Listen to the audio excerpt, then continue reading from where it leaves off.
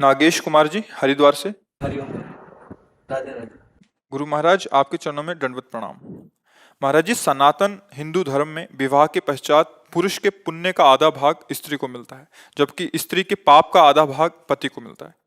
जिसे उसी में श्लोक में उद्याने च मद्यपाने राजद्वारे पिता गृहे बिना आज्ञान गंतव्यम वरयाचति वरांगना वरांगना, ब्याह में जो वचन भराए जाते हैं। बात यहाँ है कि जब पाणी ग्रहण करते हैं तो दोनों मित्र होते हैं, भाव वहां होता है। अब शरीर दो होंगे और उनके कर्म एक होंगे। हम दोनों सलाह से जो भी कार्य करेंगे धर्म में करेंगे और दोनों धर्म के प्रताप से भगवान को प्राप्त करेंगे। उसका भाव केवल है, कोई भी आप मनमानी आचरण नहीं करेंगे। बिना हमारी अनुमति के आप किसी घूमने जंगल ऐसे पिता के भी गृह में या राज दरबार में या जहां कोई मदिरा पिए बैठा हो मद्यशाला आदि के पास, बिना हमारे सानिध्य के आप नहीं जाएंगे। ऐसे हो बिना आप हमारी अनुमति के धर्म नहीं करेंगे।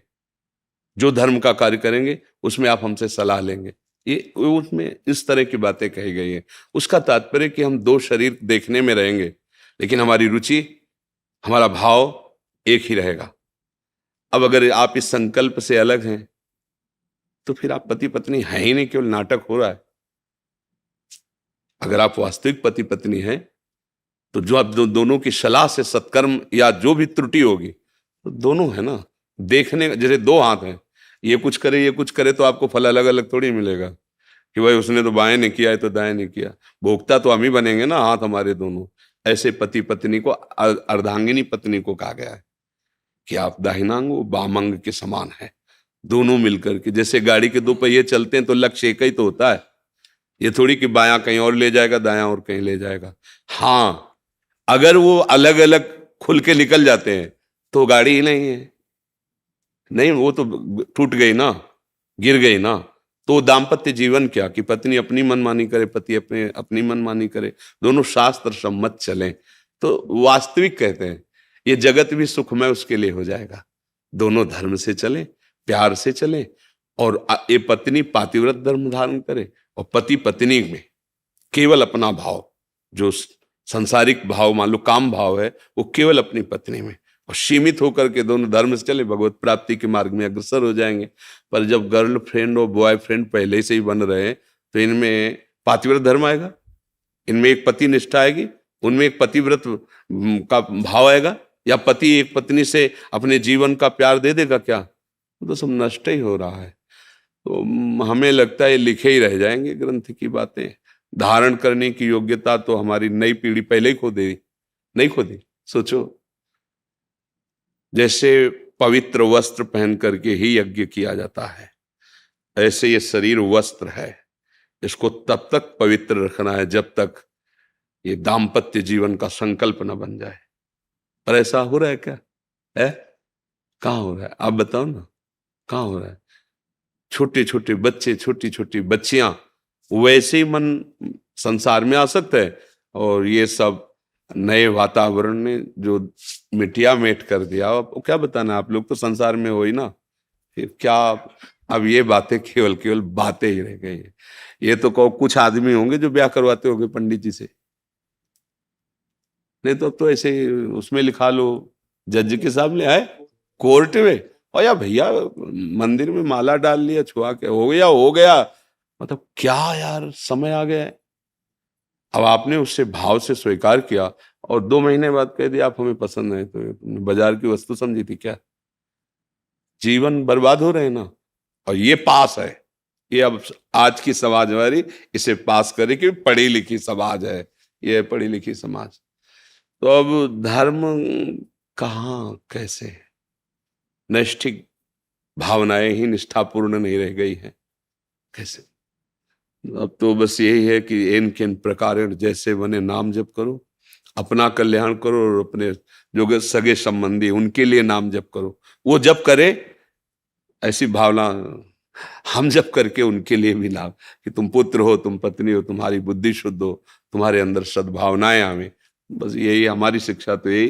पत्नी नाम जप करे, कहोगे नाम जप करो, नहीं करेगी तुम्हें गुस्सा आएगा, लड़ाई झगड़ा करो। आप नाम जप करो, आप उसका मंगल करो।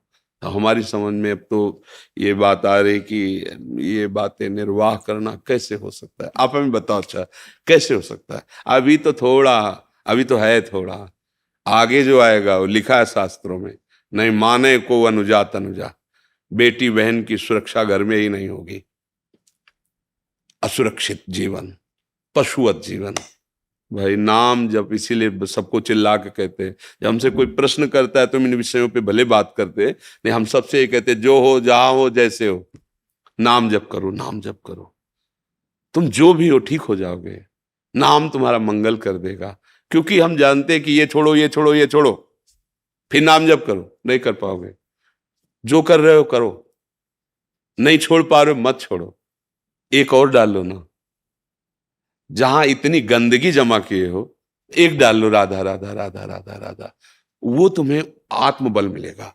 तब तुम अपने आप सब छोड़ दोगे, ग्लानि होगी। आप एक नवयुवक, कभी कल या परसों था, वो रो के कह रहे थे, बड़े अच्छे पोशाक में थे, रो के कह रहे थे कि मुझे अब रोज ग्लानि होती कि मैंने ऐसे ऐसे काम किए, मैंने ऐसा ऐसा खान पान किया, महाराज जी कैसे क्षमा होगा, मेरा हृदय जल रहा है। हमका यही क्षमा हो रहा है, देखो ना नाम ने कैसा किया, कि जो पूर्वकृत कर्म है उनके प्लस जो प्रति जो पश्चाताप, ग्लानि, यही सबसे बड़ा उत्तम उन्नति का मार्ग है।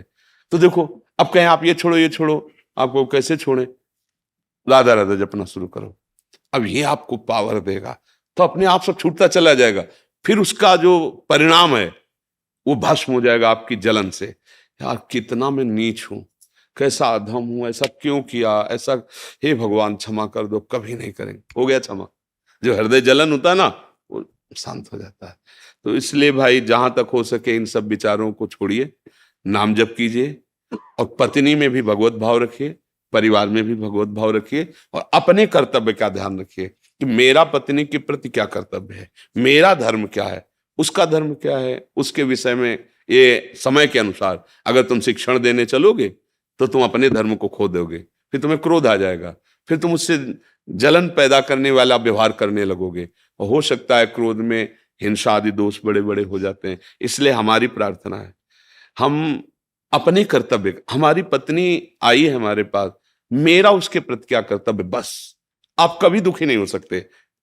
वो जो करे, मालिक है ना, ईश्वर है ना, उसका मन ही उसको दंड देने लगेगा। शांत भाव से अगर वास्तविक सुख लेना है तो सिर्फ अपने कर्तव्य पर ध्यान देना है। ये पुत्र है, मेरा कर्तव्य इसके लिए क्या है, ये पिता है, मेरा कर्तव्य इसके लिए, उनका मेरे प्रति क्या व्यवहार है नहीं देखना। ये देखोगे तो कर्तव्य निर्वाह कर ही नहीं सकते, मेरी बात मान लेना। अगर मरीज का व्यवहार क्या है डॉक्टर के प्रति ये देखे ना, तो कभी वो डॉक्टर ही नहीं कर पाएगा, वो अपने कर्तव्य को देखता है। तो रो चिल्ला, लात मार, हाथ मार, बांध इसके हाथ पैर, और ऑपरेशन करता है, इंजेक्शन लगा देता है। बस अपने को ये समझना है जैसे पागल खाने में हो ना, और डॉक्टरी करनी हो तो कहीं से भी थप्पड़ पड़ सकता है, कहीं से भी गाली मिल सकती है, पर वो पागल है, उन्हें में सुधारना है। ऐसे चलना होगा भैया, कलयुग है। अब का जो स्वभाव स्वरूप आएगा वो तुम्हारे अनुकूल नहीं आएगा, तुमको देखना है अपने कर्तव्य को। अगर ऐसे चलोगे तो ठीक हो जाएगा। क्यों, इसमें कोई तर्क है? अच्छे